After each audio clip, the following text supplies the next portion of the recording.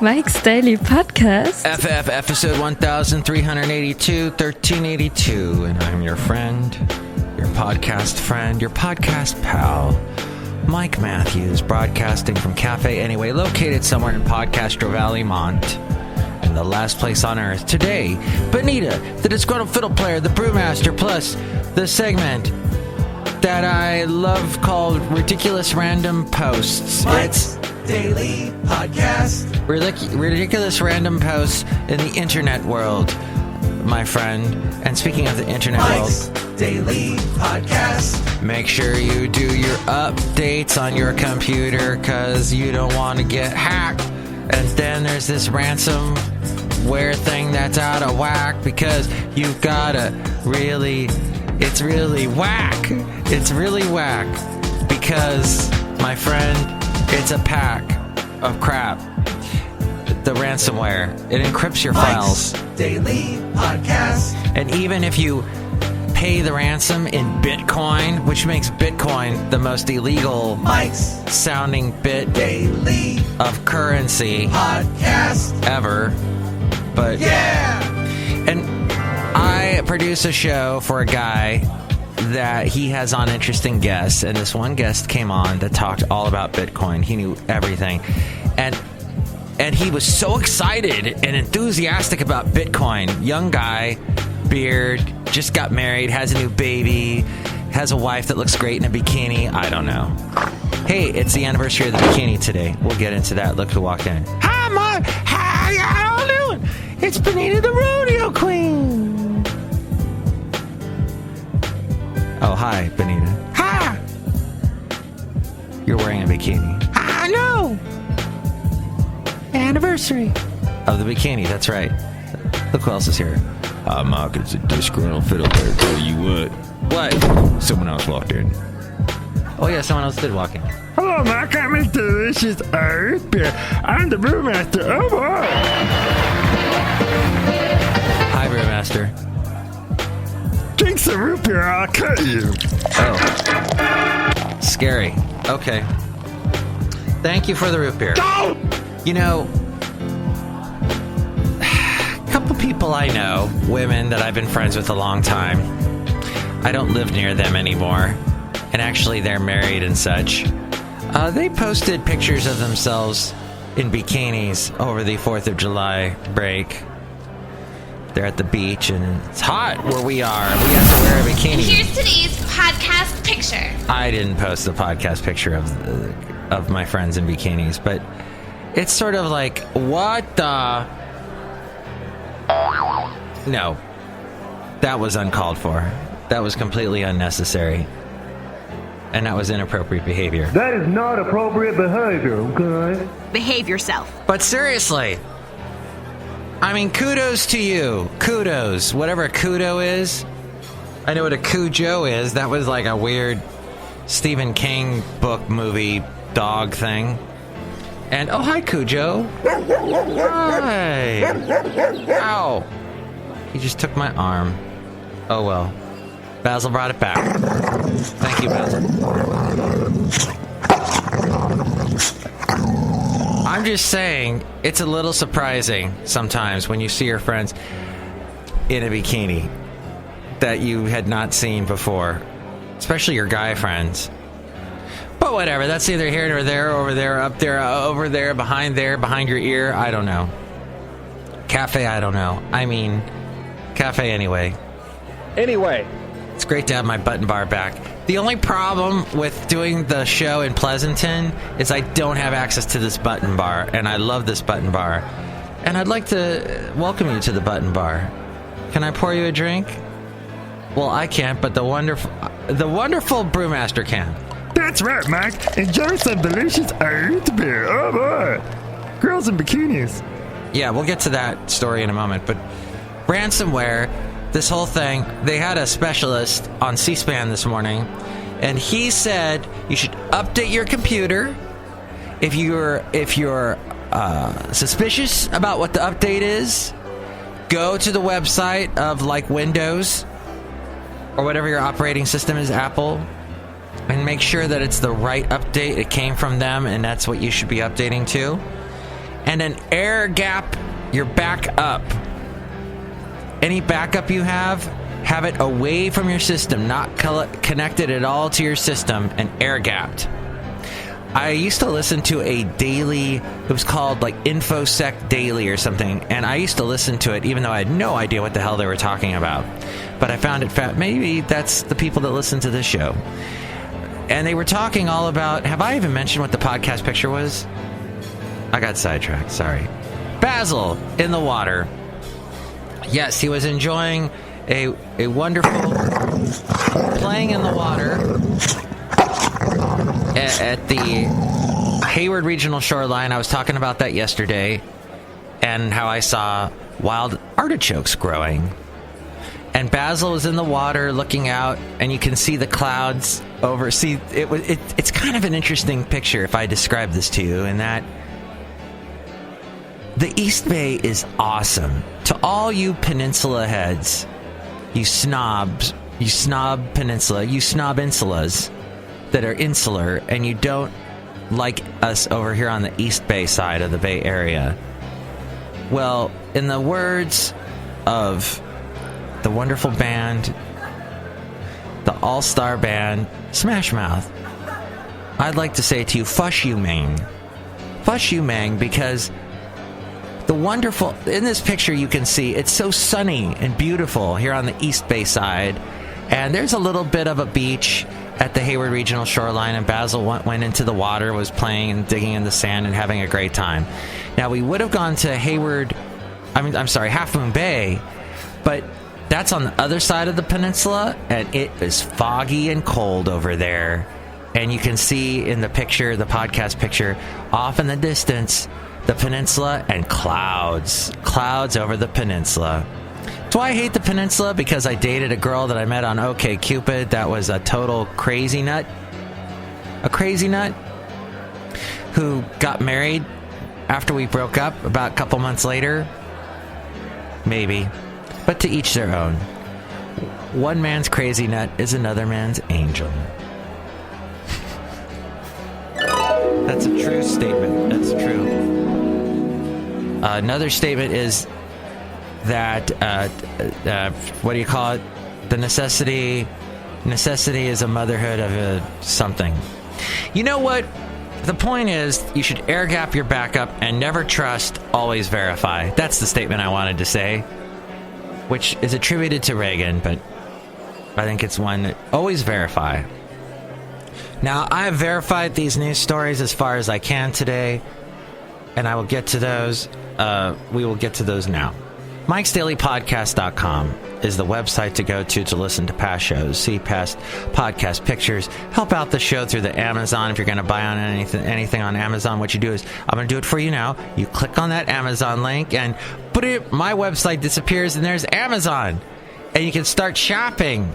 And when you shop on Amazon, okay, bye now. You help us out if you go through the MIKEs-DAILY-PODCAST.com link first.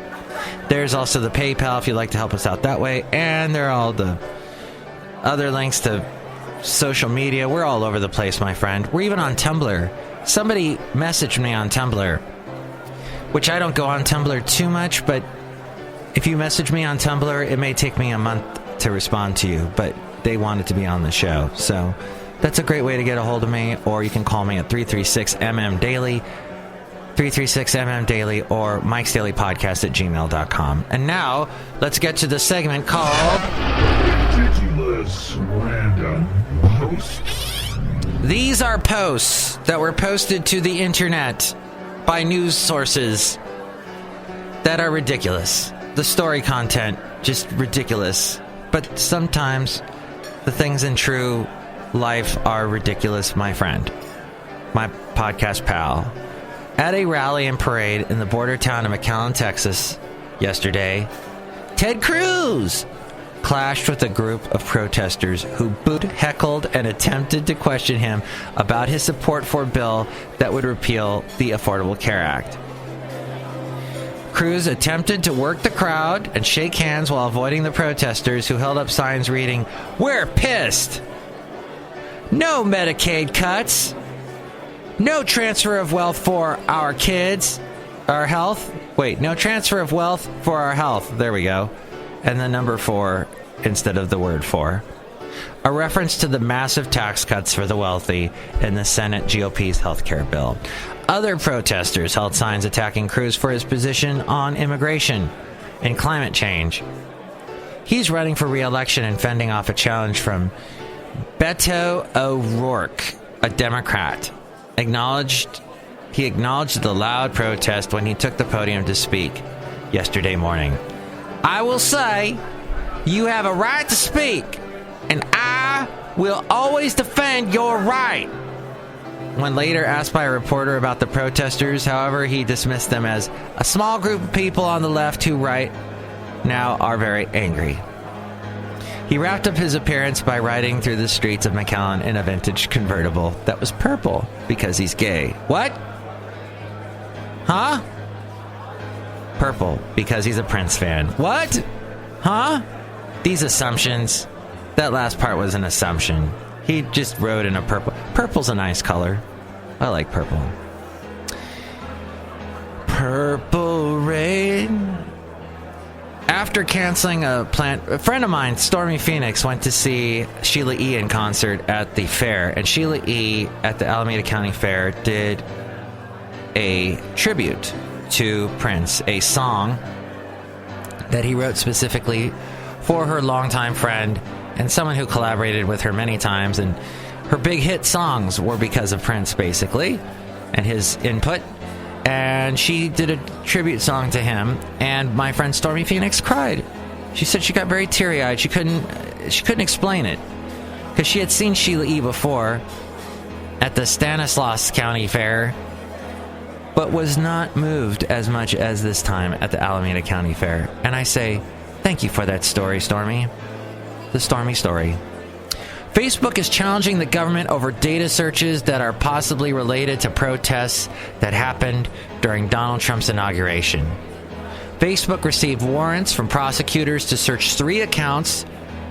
Those were accompanied by non-disclosure orders preventing it from telling the affected users about any investigation. The gag orders may have come about because in February, the social network warned some protesters that police were digging around in their Facebook accounts.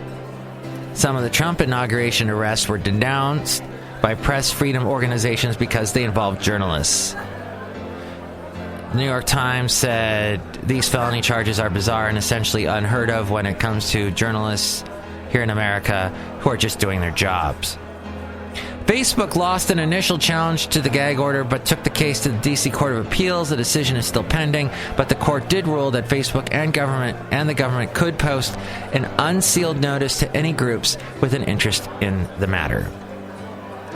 And as we continue in the tech world, USA Today wrote today, technologies such as artificial intelligence, voice and gesture-driven computing, and autonomous driving all provide different ways to interact with many of the devices and products we already know. In some cases, they'll lead to new products, as in the case with Amazon's popular Echo line of smart speakers equipped with the Alexa digital assistant, which somebody had outside as I took the wonderful Basil the Boxer on a walk yesterday, as it was just starting to get dark. We walked up a hill. We walked up a hill there, and there was this little area in this part of Podcaster Valley called Columbia. And you can look out over the bay, and we could see all the fireworks going off. And Basil isn't too bothered by the explosions. The really big ones, he'll kind of look at me, but he keeps going. He doesn't run and hide or anything. He has the heart of a lion, my friend. Big, scary lion. But there was a guy with his Amazon Echo sitting in one of his little cloth fold-out chairs, watching the fireworks. Gray beard. It looked like Barry Bostwick, if you know who that is. And then... And he's blasting Metallica. He's blasting, "Here I am up on stage." gosh. I like maybe one or two Metallica songs. Not generally a fan. Does that mean I have to leave the Bay Area now? Okay, bye. It's fun. Hey, there's Marco. Hey, Marco. Looks like you got to do with our Angela. Yeah. Hey, I was just having a conversation with Marco. Are we almost done? Hey, have you enjoyed this show today? All that article I was telling you about was so much is going on in the background. The big technological leaps are happening that we don't really see, and I hate this word, per se. Don't ever say that word around me. I hate it. So we're going to speak French now, per se, because we're lazy and we don't know how to say the word. I guess there is. What is the word? While you think about that, let me just tell you what happened on this day in history. The two-piece swimsuit made an explosive debut in Paris. Speaking of France, Louis Réal's abbreviated two-piece swimwear design debuts in a fashion show held at Paris' Molitor Pool. At a pool. Molitor Pool. Réal names his creation cut from 30 square inches of fabric, 30 beautiful square inches of fabric, after the recent nuclear bomb tests. He named them after the nuclear bomb tests that took place on Bikini Atoll, explaining, like the bomb, the bikini is small and devastating. As we go outside a cafe anyway, we're bringing you Mike's Daily Podcast somewhere in Podcaster Valley. Isn't that amazing? That's where it came from. In itself would be a good replacement for per se, or by itself, or as such. There you go, as such, intrinsically, in essence, essentially. Oh, but people overuse essentially. I know some friends of mine that say essentially way too much. But whatever, crutch words, they're fun. Hey, this has been a fun show, and I hope you enjoy the rest of your day. Air gap it, whatever you're going to do. Maybe you're going to take off the rest of this week. Then you're awesome, essentially. What's the other one people use? Way too much. Subsequently, if you think of one, let me know. 336MM Daily, or comment on any of the social media things. All right. Bikini, yay. Next show, it's going to be the wonderful Shelley Shuhart, Floyd the Floorman, and John Deere the Engineer. Oh, that reminds me. A friend of mine that used to do a segment on this show called Welsh on the World. He told me a story about a class he took, was taught by an Indian man. He had a very thick Indian accent. And we were discussing how the word essentially is overused and per se is overused. And what his teacher used to say was basically, but he would say it like this. So basically, you would have to do this with the basically, it would sound like that. Basically. Now, if you say basically, like basically, then that's fine, and you can replace per se and essentially all with that. That's my tip. And I forgot to mention yesterday's podcast picture was of the two flags sitting on top of that tower building near the Embarcadero in San Francisco. Very beautiful. Check that picture out. MIKEs-DAILY-PODCAST.com. Basically. Mike's Daily Podcast is written and produced and performed by Mike Matthews. His podcast is super easy to find. Download or listen to his show and read his blog at MIKES-DAILY-PODCAST.com. Email Mike now at MIKES-DAILY-PODCAST@gmail.com. See you tomorrow. Bye!